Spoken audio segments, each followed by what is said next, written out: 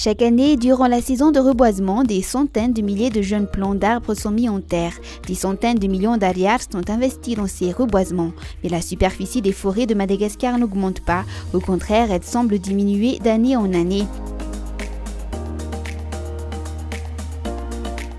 On a grandi à Madagascar, donc on avait toujours remarqué que les forêts elles avaient un énorme problème à Madagascar. Ensuite, en revenant ici après mes études, on a vraiment remarqué que le reboisement n'était pas efficace.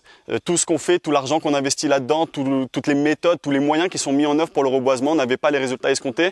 Et voilà, on s'est dit qu'on est jeune, on a de l'énergie, on pense pouvoir apporter quelque chose et voilà, on sait que c'est une goutte d'eau qu'on apporte par rapport au problème, mais il faut qu'on le fasse et on s'est lancé et puis voilà, on n'a jamais regardé en arrière. À ses débuts, Bond voulait imiter les grandes nations. Il voulait alors reboiser à grande échelle. Il voulait planter 1 million d'arbres en un jour, mais cela n'a pas réussi. Le déclic en fait qui a fait que allez c'est bon, on va se lancer, c'est quand on avait entendu que l'Inde avait planté 60 millions d'arbres en une journée.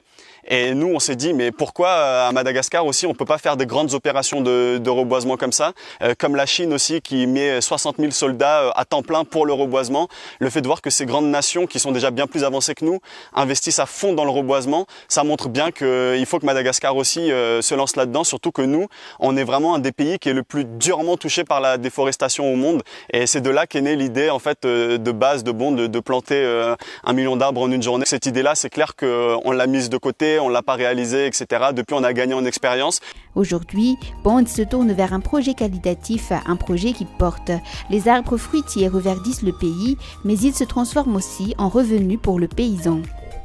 Avec l'expérience, on s'est rendu compte que ce qu'on voulait faire, c'était surtout des projets qualitatifs plutôt que quantitatifs.